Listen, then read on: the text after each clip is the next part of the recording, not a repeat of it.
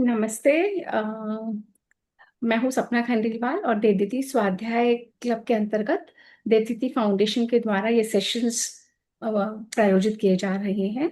हम लोग महाभारत का अध्ययन कर रहे हैं, सिस्टमैटिक, सिलसिलेवार। And before we begin today's session, let us do the mantra. ओम नारायणं नमस्कृत्य नरं चैव नरोत्तमं। देवीं ओम। मैं एक लाइन बोलती हूँ, आप फिर बोलना। नारायणं नमस्कृत्य नारायणं नमस्कृत्य नमस्कृत्य नरं चैव नरोत्तमं नरं नरं चैव चैव नरोत्तमं नरोत्तमं देवीं सरस्वतीं व्यासं देवीं देवीं सरस्वतीं सरस्वतीं व्यासं व्यासं ततो जयम् उदीरयेत्। ततो ततो जयम् उदीरयेत्। जयमुदीरयेत्। चलिए, हमने नारायण को नमस्कार करते हुए, सबको स्मरण करते हुए हम महाभारत की जर्नी में आगे चल रहे हैं। पिछले सेशन में हमने देखा था किस तरीके से द्रौपदी का विवाह हुआ, कितनी डिस्कशंस हुई, करना चाहिए नहीं करना चाहिए, कैसे करना चाहिए, क्यों करना चाहिए, किस तरीके से। तो सारे जो मानस बना के विवाह होना चाहिए। और ये जो विवाह है, एक स्त्री का पांच पुरुषों के साथ कोई अनहोनी घटना नहीं है। ये शास्त्रों में हुआ है, बहुत पॉपुलर नहीं है, परंतु ऐसा भी नहीं है कि कभी हुआ ही नहीं। तो सारे वर्णन दिए गए। युधिष्ठिर और कुंती के अपने अपने रीजंस थे। फिर वेद व्यास जी वहां पे आए और वेद व्यास जी ने बताया कि ये जो सब कुछ हो रहा है, ये पहले से ही ऑर्डेन्ड है। पहले से ही द्रौपदी की पिछले जन्म की कथाओं में ये था कि इस तरीके से होना ही था। और द्रौपदी और ये पांचों पांडव, ये स्वयं परमात्मा के अंश हैं, अलग अलग देवताओं के द्वारा यहाँ पे पैदा किए हुए। तो अविवाह हो चुका, अविवाह हो चुका।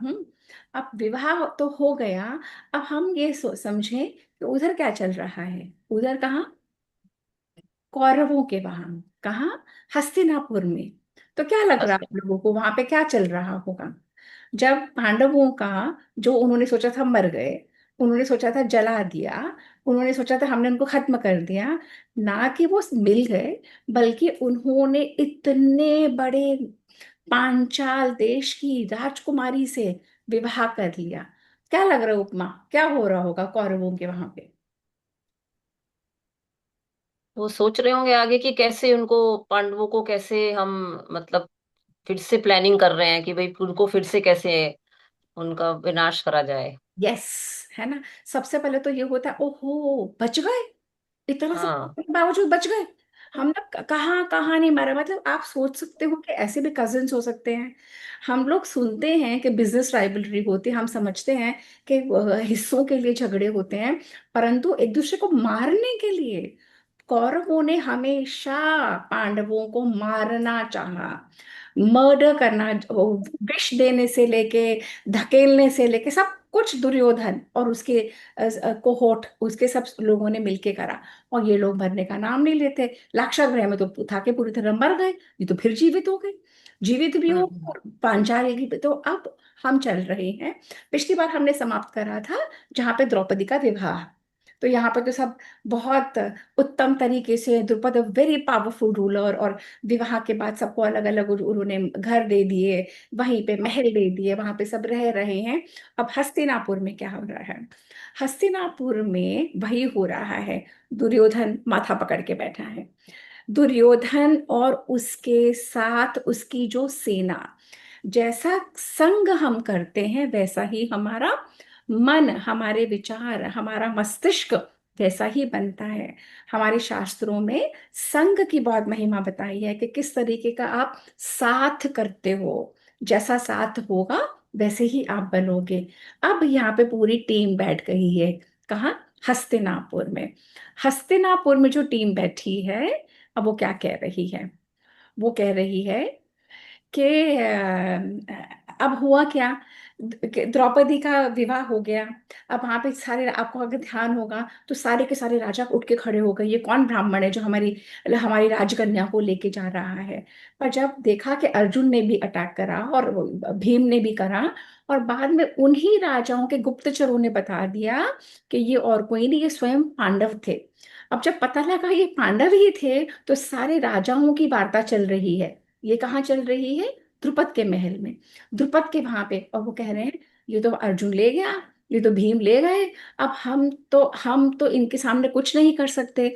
अब हमारा बल और पराक्रम बहुत थोड़ा है, और अगर ये आपस में मिल जाएंगे, ये इनके साथ तो श्री कृष्ण भी है, पूरी वृषभी वंश की यादवों की सेना अगर आ गई, तो हम तो इनको परास्त कर ही नहीं पाएंगे। और यही सेम डिस्कशन चल रहा है हस्तिनापुर में। हस्तिनापुर में दुर्योधन कहता है कि ये तो इतने पावरफुल अब बन गए, अब हम तो इनको कभी मार नहीं पाएंगे। देखो, मैं तुम्हें बता रहा हूं। कौन कह रहा है? दुर्योधन। दुर्योधन किसको कह रहा है? कर्ण, अश्वत्थामा, कृपाचार्य और धृतराष्ट्र सब वहां पे बैठे हैं, और कह रहा है कि मैं आपको बता रहा हूँ कि इनको अभी मरवा दो। ये पांडव मिल तो गए हैं, पर अभी पूरी तरह से पावरफुल नहीं हुए हैं। अभी भी ये अपने देश में नहीं है, द्रुपद के यहाँ रह रहे हैं, अभी भी मरवा दो। तो धृतराष्ट्र सुने जा रहा है। दुर्योधन 5-6 रीजंस देता है। वो कहता है एक तो हम ऐसा कर सकते हैं कि हम किसी किसी ऐसे पंडित को भेजें, किसी ऐसे ब्राह्मण को भेजें जो उन लोगों में फूट डलवा दे। किन लोगों में? पांडवों में फूट डलवा दे, कि द्रौपदी को लेके युधिष्ठिर और नकुल और सहदेव में सबके बीच में फूट हो जाए। एक ऐसे कर सकते हैं। दूसरा तरीका ये है कि हम इतना धन दें, हम द्रुपद को ही खरीद लें, द्रुपद ही उन पांडवों को वहां से निकाल दे। तीसरा ये है कि हम धृष्टद्युम्न और द्रुपद के जो मंत्री हैं उन लोगों को खरीद लें। ये सारे तर्क चल रहे हैं दुर्योधन के द्वारा। दुर्योधन कहता है कि किसी भी तरीके से अभी मरवा देना उनको सही है। अगर तो वो लोग यहाँ पे आ गए, अगर तो वो लोग हस्तिनापुर में फिर आ गए, फिर तो देखना क्या कितना भारी युद्ध होगा। चौथा ये तरीका है, कोई ऐसे ब्राह्मण को भेजा जाए जो उन लोगों को कहे, पांडवों को, कि कभी भी हस्तिनापुर मत जाना भूल के भी। अगर तुम चले गए हस्तिनापुर तो तुम्हारे साथ बहुत खराब होगा, वहीं रहना। दुर्योधन के मन की जो चालें है ना, वो क्या क्या बताई चली जा रही है। और वो कह रहा है कि मामा शकुनी, तुम कुछ सोचो, तुम कुछ सोचो कि हम कैसे करें।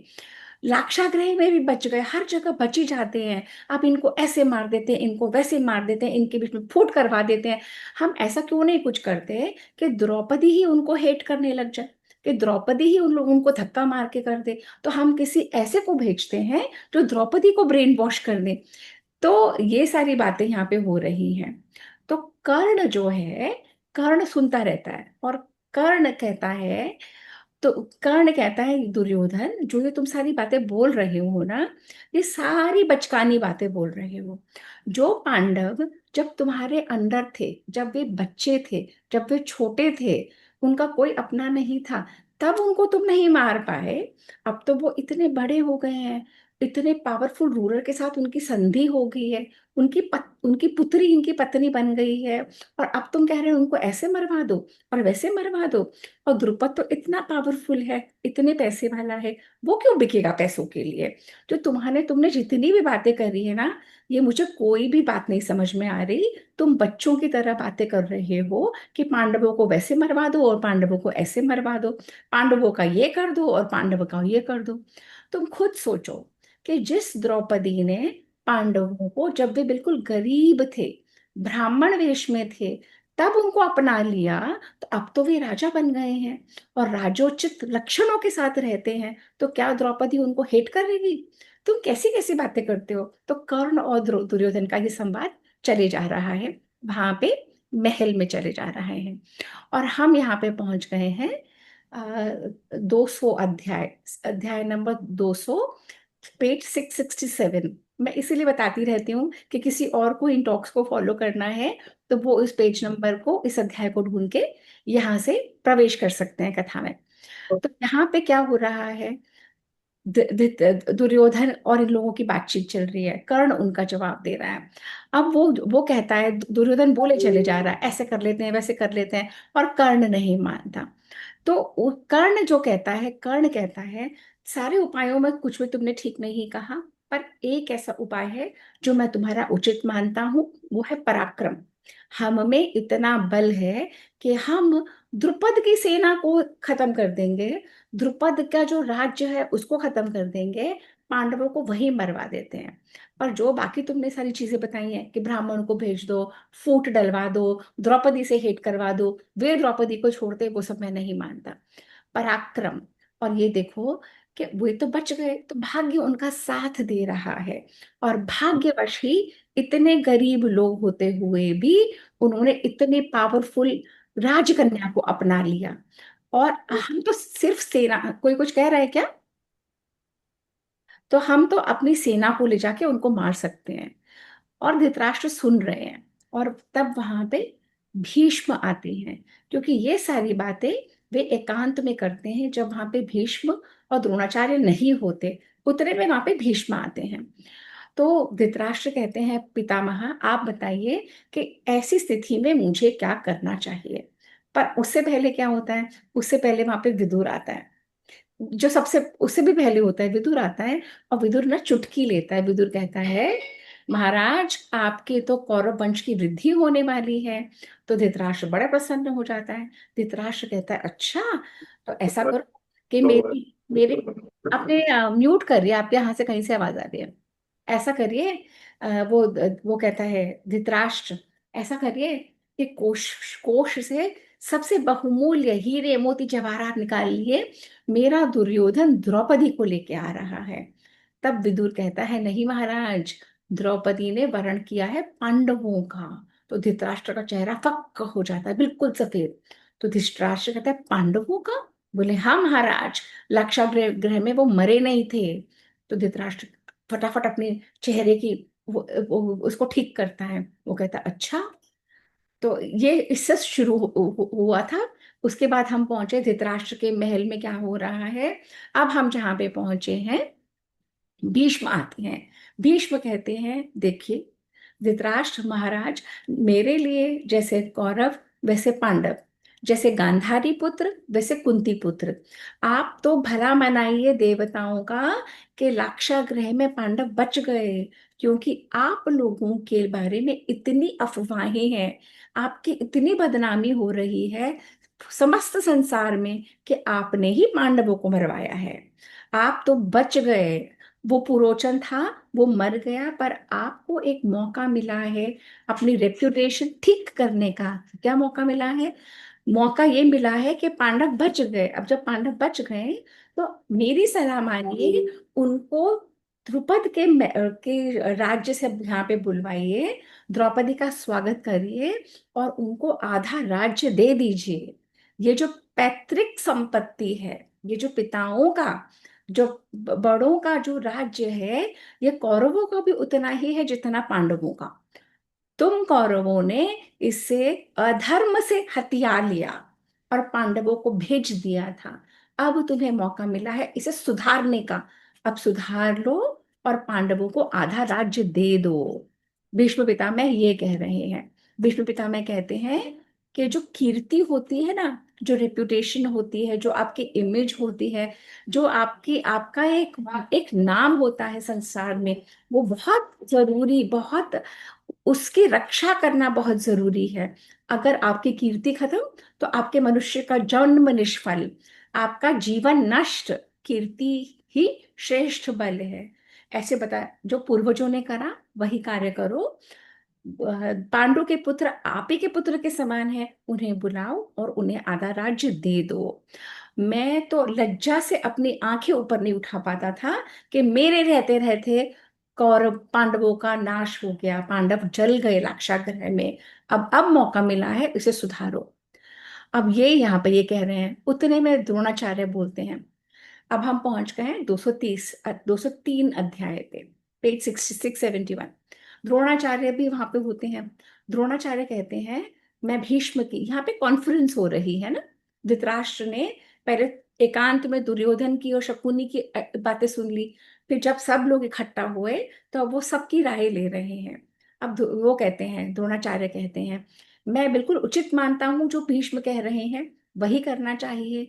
आपको महाराज धृतराष्ट्र किसी ऐसे को भेजना चाहिए जो अपनी बातों से द्रुपद को प्रसन्न करे और उनको बताए कि आप धृतराष्ट्र और उनके पुत्र कितने प्रसन्न हो कि पांडवों का विवाह द्रौपदी से हो गया।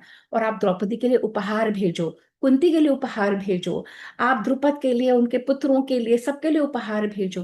और उनको बार बार बताओ कि हम पांडवों को वापस अपने राज्य में बुला रहे हैं और वे श्री कृष्ण के साथ यहाँ पे वापस आए। तो आप ऐसा करो, द्रौपदी के लिए स्वर्णों के आभूषण भेजो, उनको हस्तिनापुर से प्रस्ताव भेजो। ऐसे सब करके द्रोणाचार्य बोल रहे हैं। अब जब द्रोणाचार्य ये बातें बोल रहे हैं, उधर कर्ण जले जा रहा है।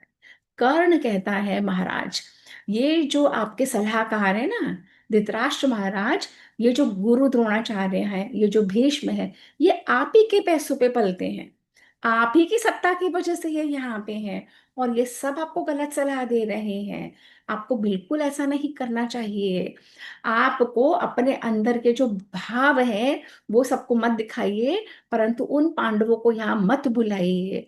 तब द्रोणाचार्य उसे धुतकारते हैं। द्रोणाचार्य कहते हैं, ए दुष्ट, तू क्या करने लग रहा है? तू क्यों फूट डलवा रहा है? कर्ण, तू ऐसे काम क्यों कर रहा है? ये राज्य जितना कौरवों का है, जितना दुर्योधन का है, उतना युधिष्ठिर का भी है। तू कर क्यों रहा है ऐसे काम? और द्रोणाचार्य उसको खूब डांटते हैं। और तब कर्ण कोई एक अंबु बीच नाम के कोई राजा है, उनकी कथा सुनाता है और कहता है, एक अंबु बीच राजा थे, ये कर्ण सुना रहा है। किसको? धृतराष्ट्र को। क्यों? क्योंकि वो धृतराष्ट्र को बताना चाहता है कि दो ये जो द्रोणाचार्य है और जो भीष्म है, ये तुम्हारे सगे नहीं हैं, जबकि तुम इनको पालते हो। तो क्या कहता है कर्ण? कर्ण का थॉट प्रोसेस। कर्ण कहता है, एक अंबु बीच नाम का राजा था, वो उसमें कोई ताकत नहीं थी, तो वो पड़ा रहता था। सारा राज्य उसका मंत्री चलाता था। मंत्री इतना पावरफुल हो गया, मंत्री ने सब चीजों को लेना शुरू कर दिया, राजा की स्त्री को, सारे धन को, कोष को, सब कुछ। अब वो इतना पावरफुल हो गया, अपने आप को राजा समझने लगा। अब राजा समझने तो लगा उसको, पर राजा ने, ये जो राजा जो बीमार था, उसने कुछ ऐसा किया कि वो मंत्री को ही हटवा दिया। तो कर्ण कहता है, आप सोच समझ के निर्णय लीजिए, ये मंत्रियों की बातों पे मत जाइए, अपने अंदर वो शक्ति जगाइए। बेसिकली कर्ण धृतराष्ट्र को मोटिवेट करता है कि ना धृतराष्ट्र की बात मानो, ना दुर्योधन की बात मानो।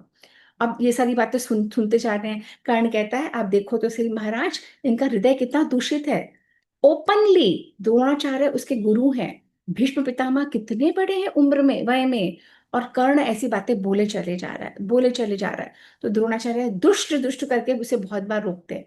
अब यहाँ पे हम पहुंचे हैं 204 204 अध्याय के ऊपर, 673 पेज। अब वहां पे विदुर जी का आगमन होता है। अब विदुर जी कहते हैं, धृतराष्ट्र महाराज धृतराष्ट्र, आपको आपके सच्चे सलाहकार जो बोलते हैं वो आप बात मानते नहीं हो। आपको भीष्म पितामह कह रहे हैं, पर आप स्वीकारते नहीं हो। आपको द्रोणाचार्य गुरु कह रहे हैं, तो आप उसको बात नहीं स्वीकारते। आपका अंतर्मन आपको सही बात स्वीकारने की शक्ति ही नहीं दे रहा, क्योंकि आप करना ही नहीं चाहते हो वो। आप ये समझो कि जो आपके हित की सलाह दे रहा है वो आपको पसंद नहीं आती, जो कुरुकुल के विनाश की बातें बोलता है उसको आप पकड़ लेते हो। आप समझो, आपको जो पांडव हैं ये अजेय हैं, इनको नहीं हरा सकते। पग पग पे दुर्योधन ने इनको मरवाने का प्रयत्न किया, ये फिर भी बचते चले गए।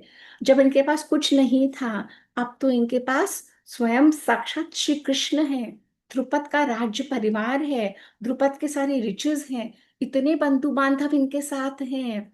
और तो और अर्जुन में सारी क्वालिटीज हैं जो साक्षात इंद्र में, साक्षात देवताओं में होती है। वो दाएं हाथ से बाएं हाथ से इतना दक्ष वो आर्चर है। युधिष्ठिर में धैर्य है, क्षमा है, सत्य है। बलराम जिसके साथ हैं, श्री कृष्ण जिनके साथ है, वे पांडव को युद्ध में ये कर्ण परास्त करेगा? ये दुर्योधन को चढ़ाता है, ये खुद कुछ नहीं करता, ये दुर्योधन को अपने ही परिवार में अच्छे से नहीं रहने देता। आपको दिखता है नहीं है क्या? ये जो कलंक है ना आपके ऊपर के लक्षागृह में आपने जलवाया, ये धुल जाएगा, ये मिट जाएगा। आप पांडवों से संधि करो, आप भीष्म पिता की बात मानो, आप उनको आधा राज्य दे दो, और आप समझो श्री कृष्ण उनके साथ हैं। ये जो यदुवंशी है ना, इनके पास इतने वीर सैनिक हैं, इतनी बड़े योद्धा। ये हमारे हस्तिनापुर के सैनिकों के ऊपर टिड्डियों की तरफ आ जाएंगे, हम कुछ नहीं कर पाएंगे। ये जो दुर्योधन है, कर्ण है और शकुनी है, ये खोटी बुद्धि के हैं, ये अधर्म परायण है और मूर्ख हैं। आप इनकी बात मत मानिए। विदुर बोले चले जा रहा है, किसको? धृतराष्ट्र को। मत मानिए इनकी बातें, ये विनाश करना चाहते हैं, ये आपके कुल का विनाश करेंगे। आप समझते क्यों नहीं हो? इस तरह से यहाँ पे डिस्कशन चल रहा है। तो ये सारा, और वहां पे द्रुपद के महल में, अलग अलग महलों में पांडव आराम से रह रहे हैं, समय बिता रहे हैं। द्रौपदी बहुत प्रसन्न है, पांचों पांडव, कुंती, सब प्रसन्न है। और हस्तिनापुर में ये सब कुछ चल रहा है। हस्तिनापुर में जबरदस्त प्लानिंग, प्लॉटिंग, क्या करें, कैसे करें, कैसे नहीं करें। और हमने प्रवेश करा है 205वें अध्याय में, पेज 675। धृतराष्ट्र को अब समझ में आ जाता है, धृतराष्ट्र समझ जाता है कि जो मेरे पुत्र कह रहे हैं वो गलत है।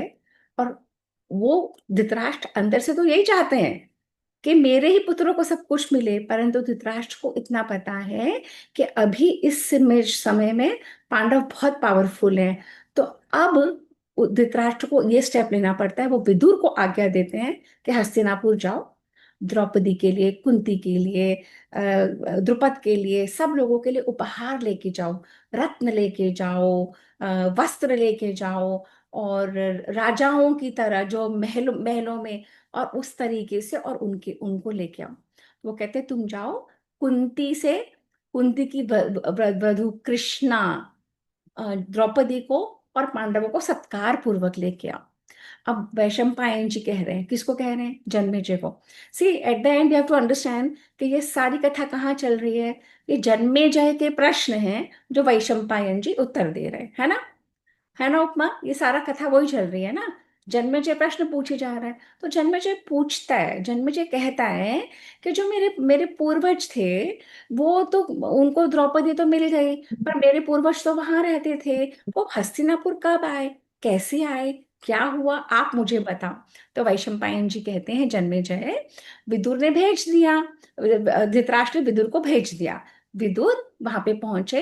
विदुर यज्ञ से महाराज के लिए उपहार लेके गए, उनको धन दिया, रत्न दिए, भेंट दी। फिर वे द्रुपद को मिले, फिर पांडवों को मिले, पांडवों के साथ बड़े से छोटे सबको मिलते गए, और फिर श्री कृष्ण को वहां पे मिले, और सबका आदर सत्कार किया। सबने विदुर का आदर सत्कार किया। फिर विदुर ने बार बार महाराज द्रुपद को कहा कि महाराज धृतराष्ट्र बहुत प्रसन्न है कि आपके यहाँ की पुत्री हमारे घर की वधू बनने वाली है, वधू बन गई है, हम बहुत प्रसन्न हैं। अब महाराज धृतराष्ट्र, उनके पुत्र, उनके सारे मंत्री, गुरु द्रोणाचार्य, म्यूट कर लीजिए, कहीं से आवाज आई जा रही है, हाँ, बहुत प्रसन्न है। क्यों प्रसन्न है? विदुर को ये कार्य दिया गया था कि आप द्रुपद को से बात करके, किंतु आपके यहाँ से आ रही है बात शायद, हाँ, विदुर को ये क्या कार्य दिया गया था कि सबको प्रसन्न करके, अपनी बातों से, उन्हें उपहार देके, उन्हें मना के पांडवों को आपको वापस लेके आना है द्रौपदी के साथ। तो विदुर वही कर रहे थे। विदुर सबसे मिले, फिर विदुर ने श्री कृष्ण को मिले। उसके बाद उन्होंने सबके लिए जो उपहार लाए थे सब कुछ दिया। फिर महाराज धृतराष्ट्र ने उनको बार बार ये कहा कि धृतराष्ट्र बहुत प्रसन्न है, दुर्योधन बहुत प्रसन्न है, हमारी सारी प्रजा बहुत प्रसन्न है कि पांडव जीवित हैं, और पांडवों को राजकन्या द्रौपदी मिल गई है। और अब आप इन्हें, महाराज, अब आप इन्हें हस्तिनापुर भेज दे। तो द्रुपद कहते हैं, मैं तो नहीं भेज सकता हूँ, मैं ऐसे कैसे भेज दूँ? मेरे लिए तो उचित नहीं है इनको कहना कि आप जाएं। पर अगर श्री कृष्ण ठीक समझें और युधिष्ठिर उचित समझे तो जरूर जाएं। तो श्री कृष्ण कहते हैं कि हाँ, मैं भी उचित समझता हूँ कि अब इनको अपने अपने घर चले जाना चाहिए, मैं भी यही समझता हूँ। तो उधर दुर्योधन युधिष्ठिर कहते हैं कि कुंती माँ और हम सब भी हस्तिनापुर को बहुत मिस कर रहे हैं, तो हम सबको जाना चाहिए।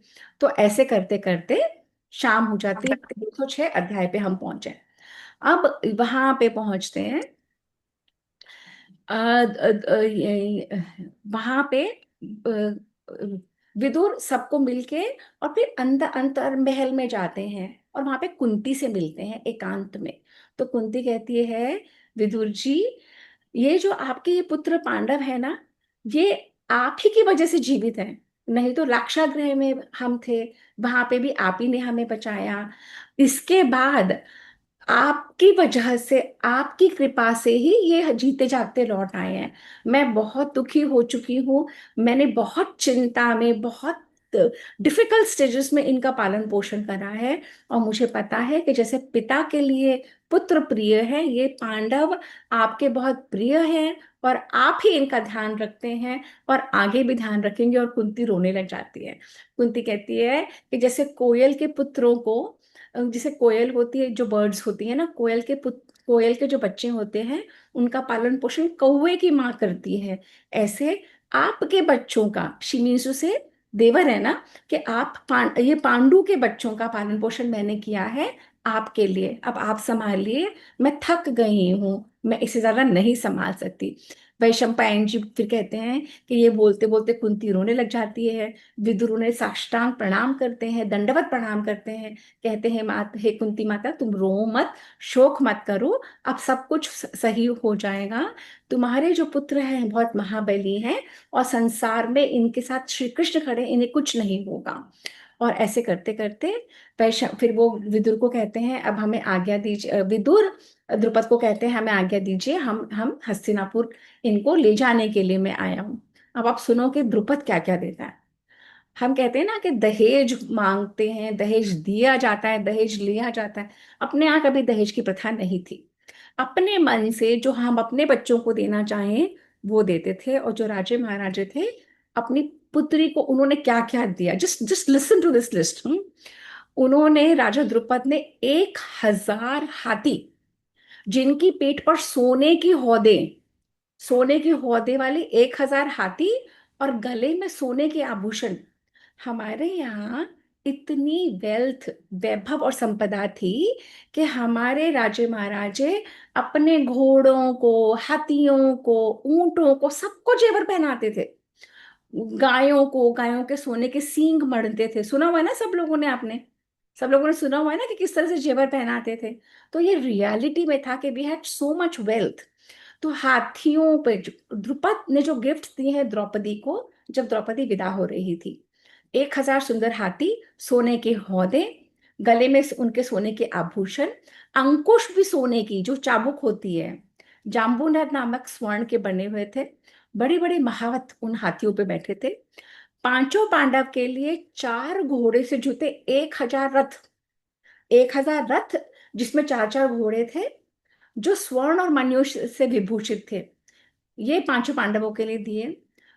अच्छे जाति के 50,000 घोड़े दिए, जो सुसज्जित थे, और चंवर और मालाएं डली हुई थी सोने की। 10,000 दासियां दी, जो स्वर्ण से लदी हुई थी। 10,000 दासियां, उत्तम दान, धनुष बाण लेके 10,000 दास दिए पांडवों को। बहुत सी शैयाएं, आसन, पात्र, द्रव्य, गोधन, एक एक करोड़, अलग अलग ऐसे इस तरह से क्वांटिटी थी। स्वयं धृष्टद्युम्न अपनी बहन को पकड़ के ले गया, पालकी में बैठाया, और पालकी दी उन्होंने, 100 पालकियां, और ढोने के लिए 500 कहार, इस तरह से दिया। और उधर से धृतराष्ट्र ने अगवानी के लिए, ये लोग यहाँ से काफिला चला, वहां पर धृतराष्ट्र ने अगवानी के लिए कौरवों को भेजा। उसमें कौन कौन था? विकर्ण, चित्रसेन, द्रोणाचार्य, कृपाचार्य, इन सब के साथ। तो पूरे द्रौपदी के साथ ये पांचों पांडव आ रहे हैं, कौरव बहुत सारे लेने गए उनको, ये सारे के सारे लोग आ रहे हैं, और यहाँ पे हस्तिनापुर में प्रवेश करने वाले हैं। और हस्तिनापुर के प्रजा इतनी प्रसन्न, पूरा उन्होंने हस्तिनापुर सजा रखा है। सारे फूलों की वर्षा की हुई है, छिड़काव किया हुआ है, पताकाएं फहरा रही हैं, सुगंध वहां से कर कर रहे हैं, ढोल नगाड़े ताशे बज रहे हैं। पूरा हस्तिनापुर सजा हुआ है, क्योंकि जिन पांडवों को उन्होंने समझा था कि वो तो मर गए, वो ना सिर्फ जीवित है, परंतु विवाह करके द्रौपदी जैसी द्वितीय लक्ष्मी, लक्ष्मी का ही स्वरूप, एक्सट्रीमली ब्यूटीफुल एफल्जेंट द्रौपदी को लेके उनके प्रिय पांडव आ रहे हैं हस्तिनापुर में। हस्तिनापुर वासी कह रहे हैं कि हमारा इतना भाग्य, हमने कुछ अच्छे कर्म होंगे, जो पिता की तरह हमारी हमारी रक्षा करता था, हमारी प्रजा का ध्यान रखता था, हमें पालता था, ऐसा राजा आ रहा है। अपनी रानियों को, अर्जुन आ रहे हैं, नकुल सहदेव भीमसेन सब आ रहे हैं, और बहुत प्रसन्न, बहुत प्रसन्न। और इधर से भीष्म और ये सारे लोग इधर से आ रहे हैं। तो जब ये पूरी के पूरा काफिला आ रहा है, तो ये युधिष्ठिर सब और ये सारे पांडव सब लोगों से मिले, प्रजा से मिले, फिर अंदर महल में गए, फिर धृतराष्ट्र से मिले, फिर सब लोगों के चरणों में प्रणाम किया, बड़े से छोटे सबने एक दूसरे को प्रणाम किया, और फिर कुशल मंगल कह कह के उन्होंने अपने अपने महलों में गए। अब जब वो अपने अपने महलों में गए, तब दुर्योधन की जो मेन पटरानी थी, जो काशीराज की पुत्री थी, वे आई अपने सारे बाकी सब लोग, सब महिलाओं को लेके, और द्रौपदी का स्वागत सत्कार किया। और द्रौपदी और कुंती को लेके और वो लोग पहुंचे गांधारी के पास। और गांधारी के पास जब पहुंचे, तो कुंती ने अपनी बहू द्रौपदी के चरण स्पर्श करके, गांधारी ने जब चरण स्पर्श करके द्रौपदी को गले लगाया, तो गांधारी का माथा ठनका। गांधारी में इतनी समझ थी, गांधारी का माथा ठनका कि यही है वो जिसकी वजह से मेरे पुत्रों का सर्वनाश होने वाला है। तो गांधारी ने विदुर जी को बुलाया और विदुर को कहा कि ये सब थके हुए हैं, आप इन्हें अपने अपने महलों में भेज दीजिए, अपने महलों में जाएं, वहां पे आराम करें, इनका सामान भी वहां भिजवा दीजिए। और ऐसे ही विदुर ने व्यवस्था कर दी। अब ये वाली जब फिर धृतराष्ट्र के माइंड में आया, वहां पे उस समय सारे लोग आ गए थे, जितने भी उस हस्तिनापुर के श्रेष्ठ बनिए थे, जो ब्राह्मण थे, जो शिल्पी, जितने भी श्रेष्ठ घर, सब लोग वहां पे आ गए, सबसे हाथ जोड़ के सब अपने अपने घर विदा हुए। धृतराष्ट्र ने भीष्म को बुलवाया, और धृतराष्ट्र ने बोला कि आप युधिष्ठिर को बुलाओ।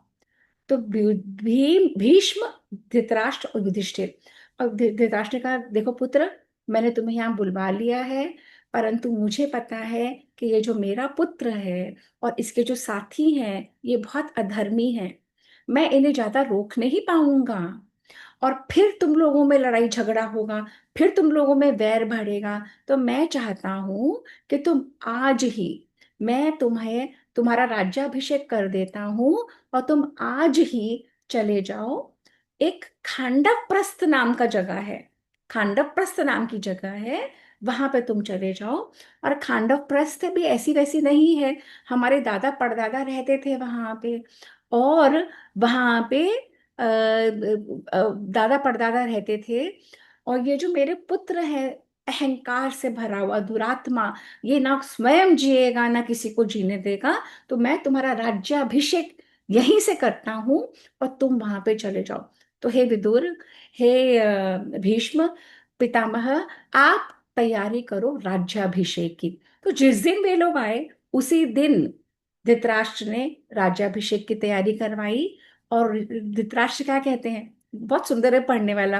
धृतराष्ट्र कहते हैं कि उच्च कोटि के ब्राह्मणों को बुलाओ, उन्हें खूब दान दक्षिणा दो, और युधिष्ठिर के लिए सारे आभूषण, क्या क्या, भुजबंद, बाजूबंद, मुकुट, हाथों के आभूषण, कई सारी मालाएं, हार, कुंडल, करधनी, कटिसूत्र, उदरबंद, 1008 हाथी मंगवाओ, जिन पर ब्राह्मण हो, और गंगा का जल मंगवाओ, युधिष्ठिर अभिषेक के जल से भीगे हो, जैसे हम शिव जी का अभिषेक करते हैं ना, राज्याभिषेक भी वैसे ही होता है। जल और दूध और सारी चीजों को, अलग अलग द्रव्यों को करके अभिषेक किया जाता है। अभी ये धृतराष्ट्र कहते हैं, युधिष्ठिर अभिषेक के जल से भीगे हों, समस्त आभूषणों से विभूषित हों, और गजराज पर बैठे हों, और दिव्य चंवर वहां पे डुल रहा हो, और मस्तक पर सुंदर सा टीका हो, और ब्राह्मणों द्वारा जय जयकार की ध्वनि, वेदों की स्तुति चल रही हो। इस प्रकार अजमेर कुल तिलक युधिष्ठिर का मैं वो करूंगा, तिलक। और जो पांडु ने मुझ पे उपकार उपकार किया था, मेरे छोटे भाई पांडु ने मुझ पर उपकार किया था राज्य दे के, मैं वही वापस लौटा रहा हूँ युधिष्ठिर को, उसका राज्य दे के। अब ये सब भीष्म, द्रोण, कृपाचार्य, विदुर सब कहते हैं बहुत अच्छा आपका विचार है, और वे फटाफट तैयारियां करते हैं। शीघ्र जितनी संभव है फटाफट तैयारियां करते हैं। और उसी समय क्या होता है, उसी समय क्या होता है, अब ये मुझे बताओ कि जब भी पांडवों की लाइफ में कुछ ऐसा होने वाला था, कौन आता है वहां से, कौन आता है? दुर्योधन। दुर्योधन। नहीं नहीं, कौन आता है मतलब, जैसे जो वन में थे तो तभी भी वो आ गए थे, उनको बताने। वेद व्यास जी। वेद वेद व्यास। व्यास जी, वेद व्यास जी। अब ये बहुत बड़ा एक ऐसा समय है कि जब आपके ही पुत्र का, आपके पड़पौत्र का, उसके भी बेटे का राज्याभिषेक होने वाला है। तो ये सारी वार्ता यहाँ चल रही है, ये हस्तिनापुर में। धृतराष्ट्र बहुत क्लियर है, वो कहते हैं आज ही कर दो, नहीं तो कल भी मेरा भी मन बदल गया और दुर्योधन भी मान नहीं माना तो हम क्या करेंगे। तो आते हैं वेद व्यास जी। अब वेद व्यास जी आते हैं, और वेद व्यास जी ये सारा नजारा देखते हैं, ये क्या हो रहा है। अब जैसे ही वेद व्यास जी आते हैं, भीष्म कहते हैं ये राज्याभिषेक अब आपके डायरेक्शन में होगा, जैसे आप बताएंगे जो उचित है, जैसे आप कह रहे हैं। तो वेद व्यास जी बताते चले जाते हैं, और वहां पे जल आता है, सारा अभिषेक होता है, सारे स्वर्ण आभूषण पहन के वो बैठ जाते हैं, और टीका हो जाता है। और जितने भी नरेश, जितने भी बाकी राज्यों के नरेश, बाकी राज्यों के राजा आते हैं, वे सब, सारे ब्राह्मण, सारे पूरे नगर के जितने बड़े बड़े गणमान्य लोग हैं सब आते हैं, और उसके बाद राज्य टीका हो जाता है। अब यहाँ तो हो रहा है इतना सम्मान युधिष्ठिर का। हाँ, और वहां पे, और फिर युधिष्ठिर बहुत दान देते हैं। युधिष्ठिर जितने भी लोग आते हैं सबको दान देते हैं, जय जयकार हो रही है, स्तुति हो रही है। और आधा राज्य युधिष्ठिर को दे दिया जाता है, खांडव प्रस्थ का। अब वहां दुर्योधन की क्या मनस्थिति है, दुर्योधन, और उसकी उसमें क्या हो रहा होगा। दुर्योधन के extreme envy, extreme jealousy, extreme anger, कि ना सिर्फ वो जो द्रौपदी, जिसको हर एक कोई पाना चाहता था, वो द्रौपदी भी इन लोगों को मिल गई, द्रुपद के साथ इनका अलायंस भी हो गया, कृष्ण इनके साथ खड़ा है, पूरा यदुवंशी समाज इनके साथ खड़ा है, और अब मेरे पिता ने इनको राज्य भी दे दिया। अब ये जो मेरा पिता है जो अंधा है, मूढ़ मगज, ये जो मेरा पिता है इसने आधा राज्य भी दे दिया। तो दुर्योधन, शकुनी और कर्ण, इनके मन में, और उधर धृतराष्ट्र कहते हैं ये जो खांडव प्रस्थ मैं तुम्हें दे रहा हूं, यही हमारे पूर्वज, कौन कौन, पुरुरवा, आयु, नहुष, ययाति, ययाति का नाम तो सबने सुना है, याद आ रहा है ना, हम्म। ययाति, ये सब खांडव प्रस्थ में ही निवास करते थे।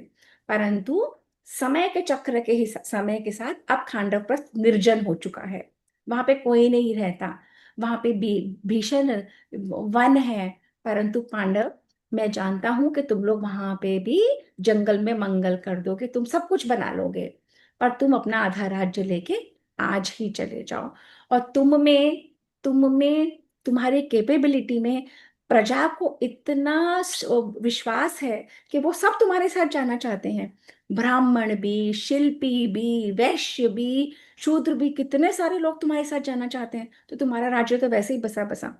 और उधर श्री कृष्ण, क्योंकि श्री कृष्ण के सामने ही ये सारा होता है सब कुछ, श्री कृष्ण अपने मन में संकल्प लेते हैं, इंद्र का आवाहन करते हैं, इंद्र से बोलते हैं कि ये जो खांडव प्रस्थ है ये सारा वन है, ये सारा निर्जन वन है, यहाँ पे बड़े बड़े बड़े बड़े नाग, ये सब कुछ रहने का स्थान नहीं है। पर हे इंद्र, तुम इन पांडवों के लिए अपने विश्वकर्मा को भेज के और इस तरीके का ये बनवा दो कि जो आज तक ना हुआ ना कभी होगा। जैसे तुम्हारी स्वयं की नगरी है इंद्रलोक में, स्वर्ग में, वैसे ही खांडव प्रस्थ को तुम यहाँ पे बनवा दो। और ये क्योंकि संकल्प तुम ले रहे हो, तो आज से इसका नाम होगा इंद्रप्रस्थ। हम कहाँ रहते हैं, हम लोग पता है आप लोगों को हम कहाँ रहते हैं? इंद्रप्रस्थ में, इंद्रप्रस्थ कहते हैं। हम्म। हम इंद्रप्रस्थ के वासी हैं, पर हमसे ये नाम हटवा दिया, दिल्ली दिल्ली कर दिया, हमारा कनेक्ट खत्म कर दिया। जैसे ही हम कहेंगे हम इंद्रप्रस्थ के हैं, मतलब हम जुड़ गए किससे? अपनी महाभारत से, जो 5,000 साल पहले हुई थी, है ना। तो ऐसे ही लोगों ने कनेक्शंस खत्म करे। जैसे ही कहे द्रौपदी कहाँ की है? पांचाल। अब पांचाल नगरी ही नहीं, पांचाल का नाम ही नहीं है। पांचाल का नाम जो फर्रुखाबाद है ना, कोई लुटेरा आया फारूक नाम का, उसके नाम से फर्रुखाबाद कर दिया। तो गई हमारी द्रौपदी की हिस्ट्री। हमसे हमारा इंद्रप्रस्थ छीन लिया गया। ये पांचों गांव जो हैं, इंद्रप्रस्थ, बागपत, तिलपत, पानीपत, सोनीपत, ये सारे हमसे छीन लिए गए, सबके नाम बदल बदल के। तो हमारे को कनेक्ट नहीं छोड़ा इतिहास से। जो हम ये प्रयास कर रहे हैं ना, ये एक्चुअली भागीरथी प्रयास है। हम समझ नहीं पा रहे हैं जो हमारे द्वारा हो रहा है। अभी जो सुन रहे हैं 4-6 लोग, या जो बाद में सुनेंगे, पर ये जो हो रहा है, ये वाकई भागीरथी प्रयास है, ये वही कराता है, ये कोई नहीं करा सकता। सही कह रही हूँ मैं, गलत कह रही हूँ इंदु? ये बिल्कुल सही कह रहे हैं। सही कह रही हूँ ना?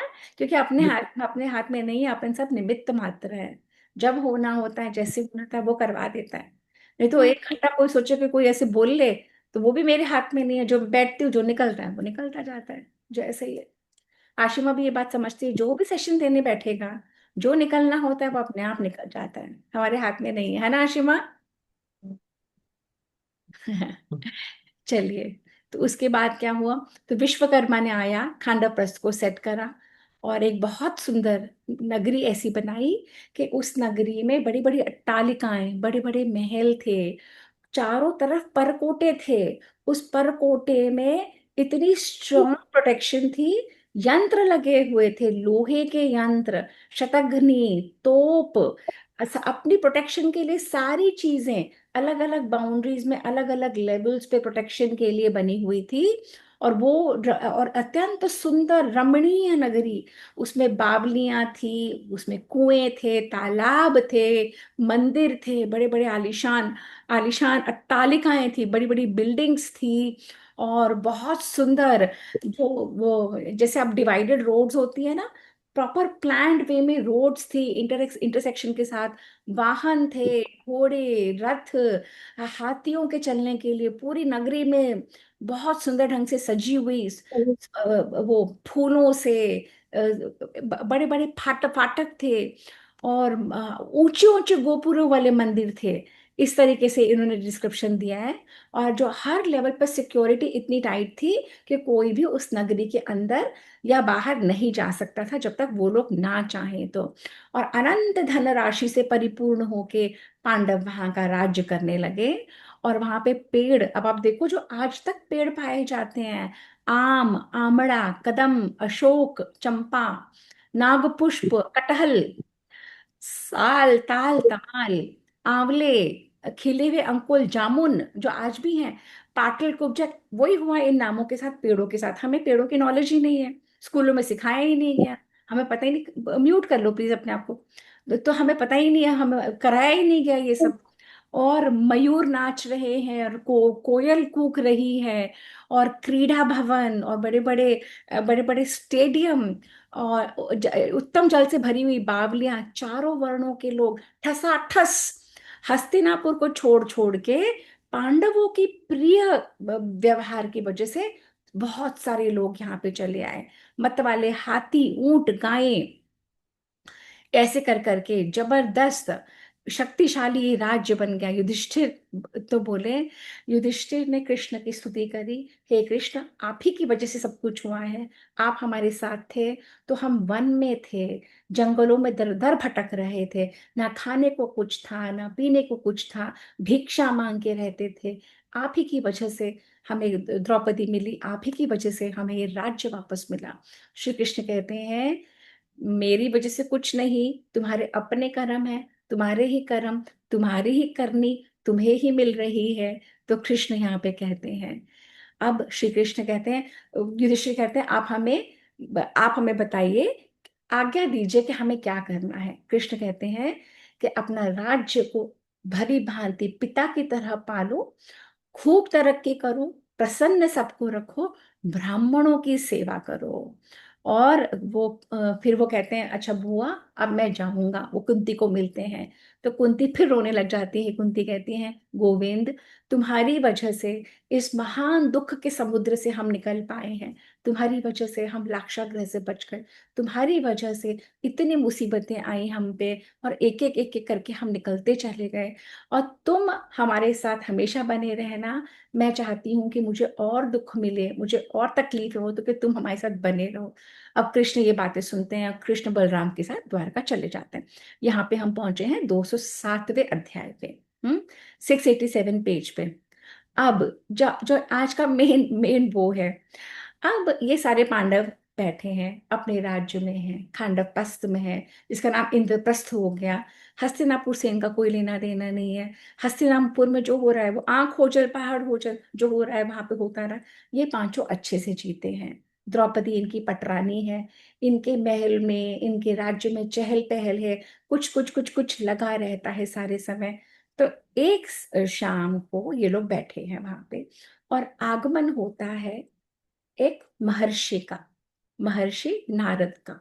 कौन से मार्ग से? आकाश मार्ग से। हमारे यहाँ तपस्वी हैं, आज भी ऐसे हैं, जो आउट ऑफ बॉडी एक्सपीरियंस करके अलग अलग वे से ट्रैवल कर सकते हैं।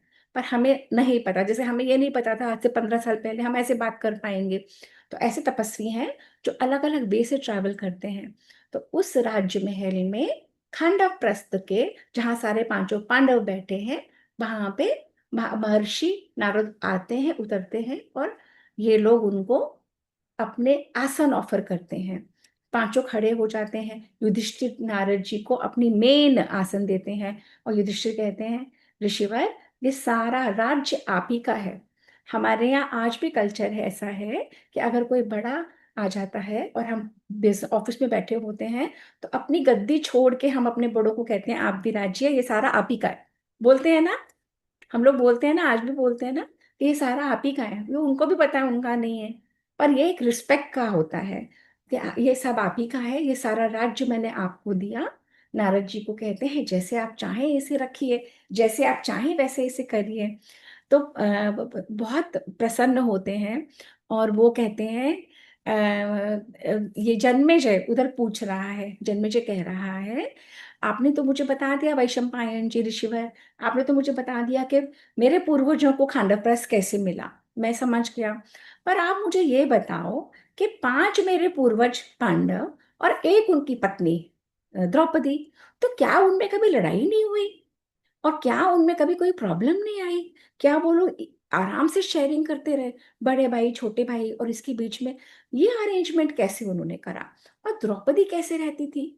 द्रौपदी ने अपना जीवन कैसे जिया? और एक ही पति की 5 पत्नियां तो हमने सुनी है, ये जन्मेजय बोल रहा है, पर 5 पतियों का एक पति पत्नियों पतियों का एक पत्नी, बड़ा ही अरेंजमेंट कैसा था? तो वैशंपायन जी तब सुनाते हैं। वैशंपायन जी कहते हैं कि जब तुम्हारे पूर्वज इकट्ठे बैठे थे, तो ऐसे एक दिन नारद जी आए। अब नारद जी आए तो युधिष्ठिर ने उनको अपने स्थान दे दिया। अब युधिष्ठिर ने अंदर खबर करवाई द्रौपदी को कि फटाफट आओ, देखो हमारे महल में कौन आया है। तो द्रौपदी भी सजी सवरी आई, अपने आप को व्यवस्थित करके ऋषिवर को प्रणाम करा, नारद जी को, और नारद जी से आज्ञा उनको खातिर करके सब कुछ देके, और बिल्कुल खड़ी हो गई एक तरफ, जैसे कि हमें बड़े बड़े ऋषि मुनियों के सामने बर्ताव करना चाहिए।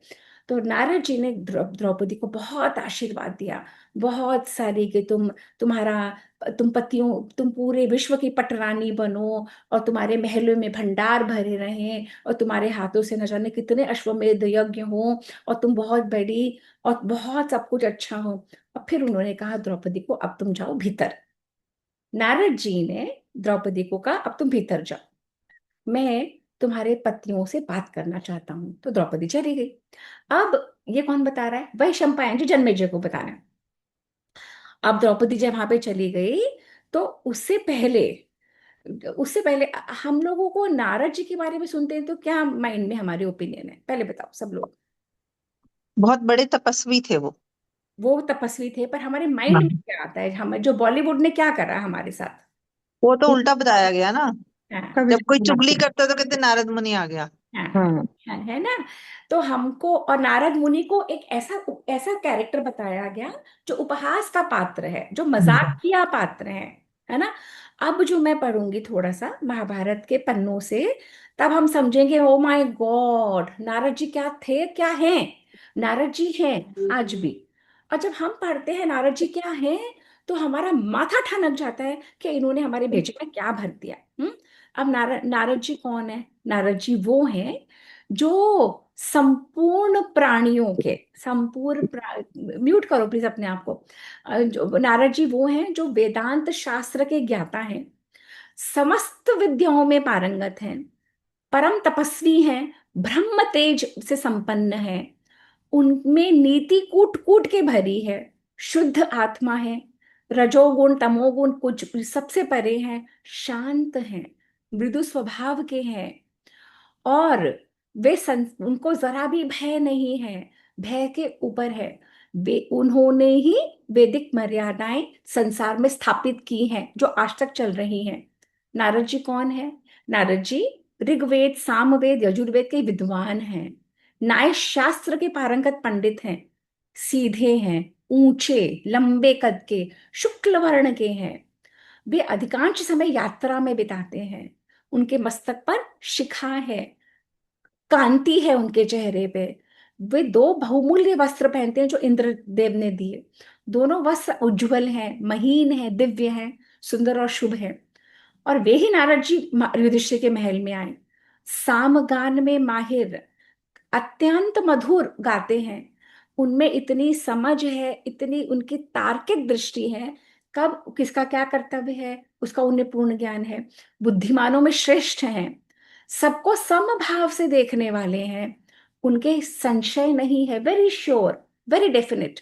धर्म में निपुण है, विशेषज्ञ हैं, एक शब्द के अनेक अर्थ और अनेक अर्थों का एक शब्द की वो ज्ञान रखते हैं, पूरे संस्कृत के व्याकरण का, प्रत्यय का। सब लोग उनकी पूजा करते हैं। वे लोगों के छिपे हुए मनोभाव को पकड़ लेते हैं, जान जाते हैं कि कोई क्या करने वाला है, क्या करना चाहता है, बोल क्या रहा है, करना क्या चाहता है। एकता में अनेकता समझते हैं, परमार्थ का यथार्थ ज्ञान है उनको। पांचों प्रकार के अक्षर समूह, जितने भी गान हैं, जो भी छंद हैं, जो भी वेदांत विज्ञान, जो भी आत्म तत्व है, सबको वे जानते हैं।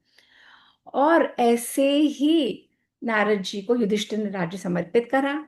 द्रौपदी वहां पे आई, द्रौपदी को उन्होंने आशीर्वाद दिया, फिर द्रौपदी को कहा तुम अंदर जाओ।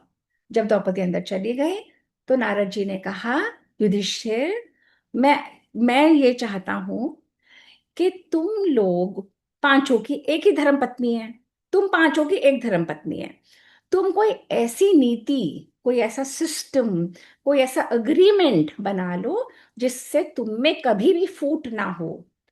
तो दुर्योधन ने कहा, युधिष्ठिर ने कहा फूट क्यों होगी पन्ना ऋषिवर, हम तो सब बड़े प्रेम से रहते हैं। तब नारद जी कहते हैं सुनो भाई, तुम तो प्रेम में रहते हो, ये मुझे भी पता है, तुम्हें भी पता है, सब संसार को पता है। पर ऐसे ही दो भाई थे, सुंद और उपसुंद, वो भी ऐसे ही कहते थे कि हम तो एक प्रेम में हैं, हम में तो कभी लड़ाई नहीं हुई और उनमें कभी नहीं हुई। जो सुंद सोचता था वो उपसुंद सोचता था, जो उपसुंद सोचता था वो सुंद सोचता था। दोनों का एक ही राज्य, एक ही घर, एक ही शैया पर सोते, एक ही आसन पर बैठते, साथ में ही भोजन करते। पर ये दोनों इतने प्रेम वाले भाई एक लड़की पर मर मिटे और समाप्त हो गए, क्योंकि आपस में विरोध हो गया। मैं नहीं चाहता कि तुम में विरोध हो, तो तुम एक सिस्टम बनाओ। तो युधिष्ठिर कहते हैं हम वो तो हमने समझ लिया, सिस्टम बनाओ, पर ये सुंद उपसुंद है कौन? इनके बारे में भी तो बताओ। तो अब यहाँ पे जरा सा डाइवर्जन है सुंदर उपसुंद का। अब यहाँ पे हम पहुंचे हैं 208वें अध्याय पे, पेज 691 में। अब नारद जी कह रहे हैं, वैशंपायन जी वहां पे जन्मेजय को कह रहे हैं, यहाँ नारद जी युधिष्ठिर को कह रहे हैं। क्या कह रहे हैं? नारद जी कह रहे हैं, सुनो युधिष्ठिर और तुम पांचों, चारों, बहुत ध्यान से मेरी बात सुनना, एक एक, और मैं आपको कह रही हूँ बहुत ध्यान से सुनना। ये अलग अलग लेवल पे कहानियां चल रही है। तो वो कहते हैं, हिरण्यकश्यपु जो थे, हिरण्यकश्यपु, कौन बता रहा है? नारद जी बता रहे हैं। किसको बता रहे हैं? पांडवों को। कह रहे हैं, हिरण्यकश्यपु के कुल में एक निकुंभ नाम का दैत्य था। उस निकुंभ के दो बच्चे थे, सुंदर उपसुंद, और वो बहुत बली, अत्यंत पराक्रमी। और वे दोनों एक थे, सब कुछ एक, निश्चय एक, कार्य एक, प्रेम एक। एक खाता तो दूसरा खाता, एक नहीं खाता दूसरा नहीं खाता। बातचीत आपस में करते थे, एक्सट्रीमली प्रिय, मीठा बोलते थे, शील आचरण एक जैसा। उनमें इच्छा है कि मुझे, हमें तीनों लोगों पर विजय करनी है। भूख और प्यास कष्ट सहते हुए उन्होंने तपस्या करी, एक्सट्रीम तपस्या, दीर्घ काल तक, इतनी कि उनके अंगों में मैल जम गया। हवा ही पीते थे, अपने ही शरीर के मांस को काट काट के और अग्नि को देने लगे, इतनी तपस्या। पैरों के अंगूठे पे खड़े रहे सैकड़ों वर्षों, और भुजाएं ऊपर उठा के एक टक, इतनी तपस्या कि जो विंध्य पर्वत के ऊपर वो तपस्या कर रहे थे, धू धू करके वो जलने लगा। अग्नि, तपस्या से हीट निकलती है, इतनी तपस्या करने लगे। और सारे देवता घबरा गए, सब लोग डर गए कि ये क्यों तपस्या कर रहे हैं। इंद्र को लगा ये मेरा राज्य ले लेंगे। उन्होंने, देवताओं ने बहुत सारे राक्षस भेजे, माया भेजी, किसी तरह से तपस्या बंद कर ले। पर सुंदर अपसुन उपसुन करते गए करते गए करते गए। उन्होंने अलग तरह तरह के प्रयोग करे, वो नहीं माने, नहीं डिगे। उन्होंने इतनी तपस्या करी, अंत में ब्रह्मा जी को आना पड़ा। ब्रह्मा जी ने बोला, बोलो भाई क्या चाहिए? तो उन्होंने बोला कि हम चाहते हैं कि सारी जो मायाएं हैं, अस्त्र शस्त्र के विद्वान बलवान हम बने, हम रूप बदल सकें और हम अमर हो जाएं। ब्रह्मा जी ने कहा, ये अमर नहीं होगे भाई। अमरत्व के बिना जो कुछ है तुमको दिया, अमर नहीं हो सकते। तो उन्होंने बोला, हमें तो अमर होना है। तो उन्होंने कहा कि अगर तुम्हें अमर होना है, ब्रह्मा जी ने कहा, कुछ ऐसा सोचो कि जिससे कि तुम्हारा डिफिकल्ट मृत्यु हो तो तुम देवताओं की तरह जी लो। तो सुंदर और उपसुंद में इतना प्यार था, तो उन दोनों ने मांगा कि आप हमें सब कुछ दो, पर हम किसी से ना मरे, हम किसी से भी ना मरे, बस एक दूसरे को छोड़कर हम किसी से ना मरे। तो ब्रह्मा जी ने कहा, चलो ये ठीक है। अब ब्रह्मा जी ने मृत्यु का विधान बना दिया। अब इन दोनों को लगा कि हम तो वो अजय हो गए, हम तो दूसरे किसी को कभी मारेंगे नहीं, हम तो मरेंगे नहीं, और हमें तो शक्तिशाली हो गए। और खूब उत्सव मना, ये लोग वापस अपने शहर में गए, नाच गाना, वो कहते खाओ भोग करो, लुटाओ मौज करो, गाओ पियो, सब होने लगा। और इन्होंने अपने महलों में जाके इतना इतना सारा नाच गाना सब सुख कर कर आके, जब उत्सव इनका खत्म हुआ, अगले दिन जागे तो हम 209 अध्याय में पहुंच गए, 693 पेज पे। अब सुंदर उपसंत जब नॉर्मल लाइफ में आए, अब इन्होंने समझ लिया हम तो अजय, हम तो कुछ भी कर सकते हैं, हमें कोई मार सकता नहीं है। तो हम पूरे संसार का, स्वर्ग लोक का, इहलोक का, परलोक का, तीनों पाताल का, सब पे कब्जा करेंगे। तो और इनको शेप बदलना पता था, इन्होंने छलांग मारी और पहुंच गए स्वर्गलोक। और स्वर्गलोक में सब देवताओं के महलों पे कब्जा, और देवता लोग घबरा के भाग गए, क्योंकि उन्हें पता था कि इंद्र ने वरदान दिया है।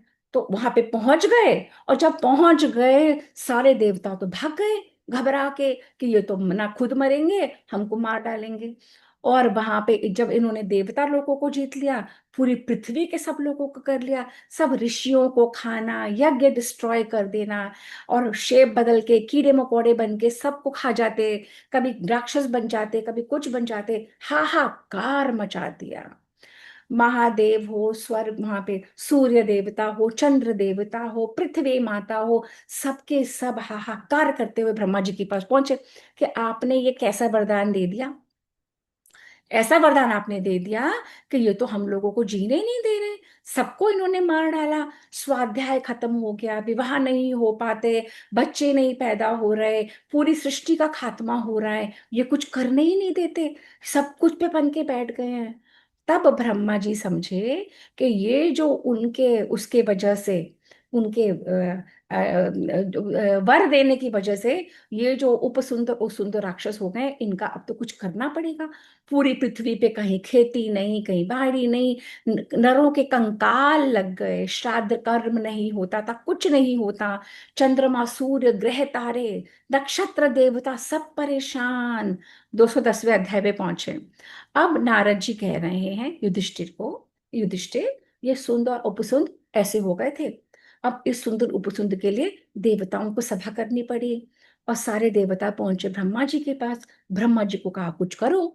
तो ब्रह्मा जी ने अपनी आंखें बंद करी, कुछ देर विचार करा, और ब्रह्मा जी ने वहां पे बुलाया, ब्रह्मा जी ने इनको बुलाया, ब्रह्मा जी ने विश्वकर्मा को बुलाया और विश्वकर्मा से कहा तुम एक ऐसी तरुणी स्त्री बनाओ जिसका, जो सबका मन लुभा ले, जिसकी शरीर की रचना ऐसी हो। और इसने विश्वकर्मा ने बहुत सोचा और एक दिव्य युवती बनाई। तीनों लोकों में जो कुछ दर्शनीय था, जो कुछ सुंदर था, सबका सारांश लेके, सब रत्नों में से उसका तत्व लेके, तिल तिल तिल करके जितनी भी खूबसूरती, जितनी भी अच्छाई, जितने भी गुण, हर जगह से, रत्नों से, एलिमेंट से, तीनों लोगों से लेके उन्होंने एक ऐसी सुंदरी बनाई जो कहीं नहीं थी, अनुपम थी। उसके शरीर की तिल भर भी ऐसी जगह नहीं थी जहां देखने के लिए लोग विस्मित होकर खड़े नहीं रहते। तो सारी उसकी देह, उसका मुख, उसका वो पूरी इतनी ज्यादा सुंदर कि वो जो उसको देखता मन हर लेती। और क्योंकि तिल तिल भर अंश लेकर उसके अंगों का निर्माण हुआ था, उसका नाम रखा गया, कौन बताएगा? तिलोत्तमा। तिलोत्तमा। तिलोत्तमा। तिलोत्तमा, है ना? अब म्यूट कर लो फिर से। तिलोत्तमा। अब तिलोत्तमा का निर्माण हो गया। तिलोत्तमा बोले हे प्रभु, मुझे मुझे क्यों बनाया, मेरे लिए क्या वो आज्ञा है? तो उन्होंने कहा तुम्हें इसीलिए बुलाया बनाया गया है कि सुंदर उपसुंद के बीच में जाके फूट डलवाओ और उनको विरोध करवा के इनको मरवाओ। तो वो समझ गई। तो तिलोत्तमा वहां से ब्रह्मा जी के चरणों में प्रणाम करके निकल गई। अब जब तिलोत्तमा जब वहां से निकलने लगी, तो उसे सब देवताओं की प्रदक्षिणा करी, सबको नमस्ते करते हुए। अब जिस जिसकी वो प्रदक्षिणा करे वो इतनी सुंदर, इतनी ज्यादा सुंदर कि ये महाभारत में वेद व्यास जी कहते हैं कि इंद्र और शंकर भगवान तो दोनों बैठे रहे धैर्य पूर्वक एक ही जगह, और तिलोत्तमा प्रदक्षिणा कर रही है। तो तिलोत्तमा ने ऐसी प्रदक्षिणा करी तो शंकर जी के यहाँ से एक मुख निकल आया। तिलोत्तमा ने पीछे प्रदक्षिणा करी तो एक मुख उधर से निकल आया। तिलोत्तमा यहाँ गई, एक मुख यहाँ से निकल आया। तो जो चौमुखी शंकर जो कहते हैं, चौमुखी शिव जो हुए, वो तिलोत्तमा की वजह से, कि जहां जहां तिलोत्तमा प्रदक्षिणा करती, एक्सट्रीमली ब्यूटिफुल, तो हर एक कोई का मन करता उसका देखने का। तो ये चौमुखी जो शिव जी हैं ऐसे निकल आए। और इंद्र कहते हैं जब तिलोत्तमा ने प्रदक्षिणा करी, हर जगह से नेत्र निकल निकल के आ गए। तो इंद्र को शताक्षी, हजार नेत्रों वाला कहते हैं, हजार नेत्र निकल आए। और तब तिलोत्तमा को समझ में आया, जब ये देवता और भगवान ही मेरे से अट्रैक्ट हो रहे हैं, तो सुंद सुंद को तो मैं खत्म कर दूंगी। यहाँ पे हम पहुंचे 211 पे, आज का लास्ट है, 2 मिनट में खत्म कर देंगे। तो तिलोत्तमा, अब वहां पे क्या हो रहा है? तिलोत्तमा, ये सुंद उपसुंद बैठे हैं, पूरे विश्व का राजद्वार बने हुए हैं, सब जगह हाहाकार मचा है। इनके लिए महलों से इनकी पत्नियां, इनकी जितनी दासियां हैं, नाच गाना वाद विवाद सब कर रही हैं, खूब एंजॉय कर रहे हैं। और वहां पे तिलोत्तमा आती है, नदी के किनारे कनेर के फूल चुनती हुई, फूल चुनती चुनती आती है। उधर से सुंद देख लेता है, इधर से उपसुंद देख लेता है।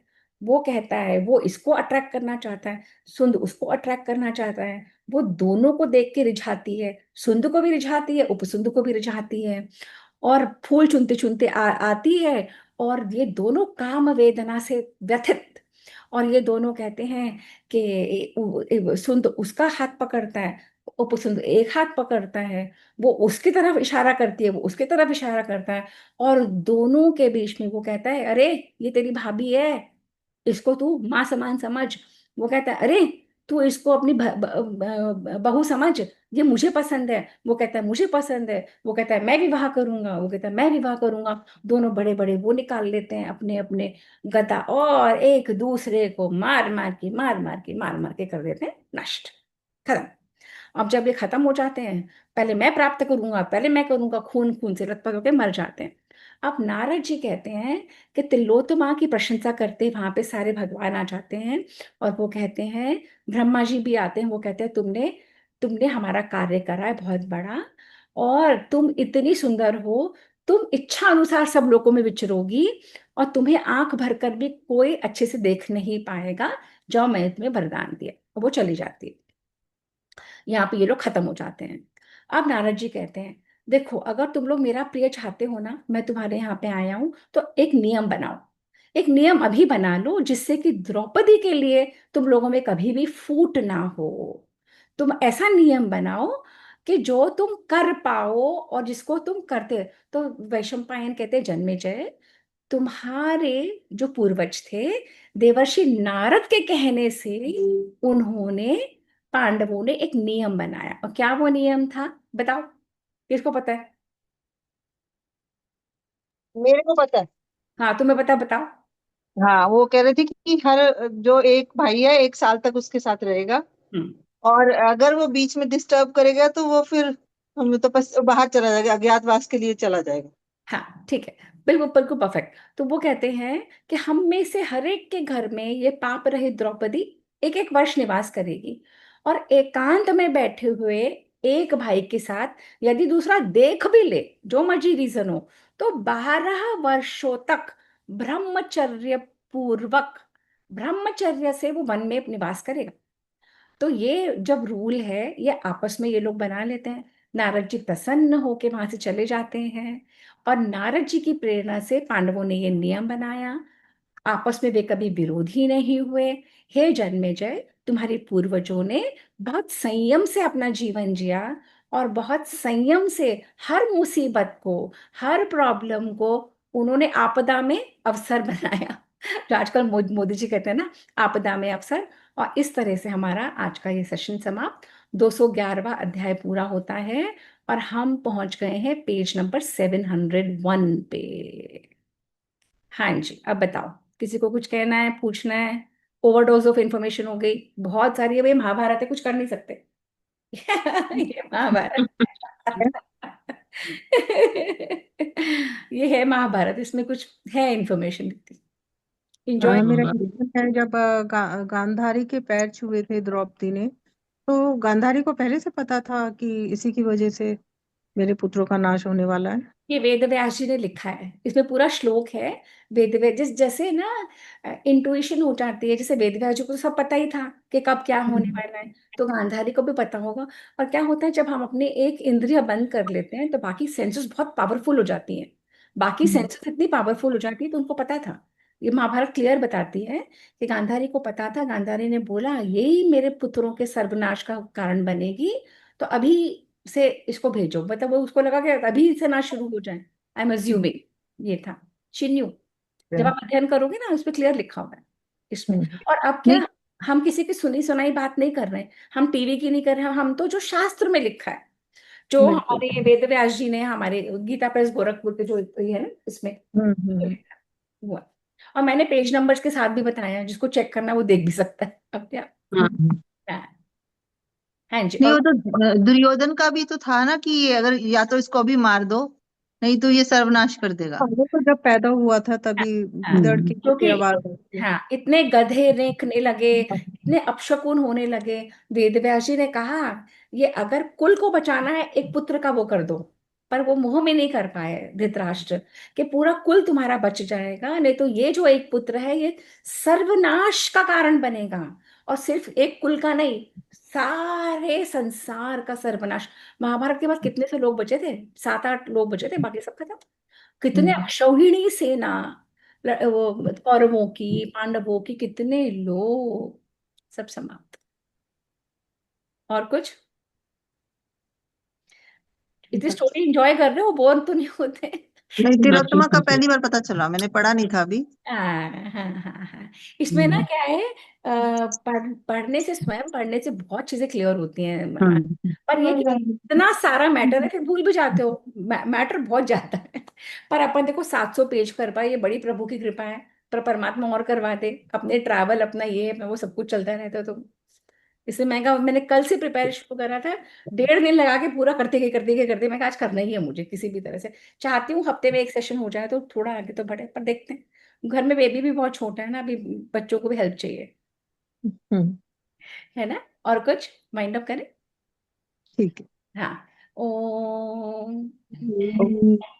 एक, अ, पूर्व पूर्णम ओम पूर्णमद पूर्णमद पूर्णमिदम पूर्णमिदं पूर्णात् पूर्णात् पूर्णमुदच्यते पूर्णमुदच्यते पूर्णस्य पूर्णस्य पूर्णस्य पूर्णमादाय पूर्णमादाय पूर्णमादाय पूर्णमेवावशिष्यते।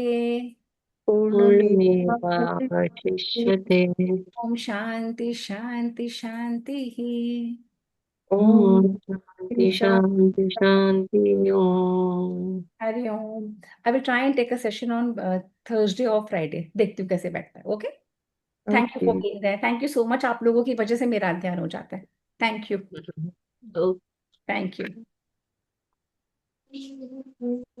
अरे एक स्क्रीनशॉट ले लेते हैं, रुको रुको रुको, एक मिनट, एक मिनट, ध्यान आ गया एकदम से। अ, जैसे गैलरी हटानी पड़ेगी मुझे, एक मिनट। हम चारों तो आ ही जाते हैं ना। अरे स्पॉटलाइट नहीं हट रही मुझसे, एक मिनट। Remove spotlight. तब चेंज करते रहते हैं सेटिंग्स ये लोग। गैलरी व्यू, हाँ चारों आ जाओ, आशिमा जल्दी से आ जाओ। जैसे भी लग रही हो, कहीं डालना नहीं, आ जाओ।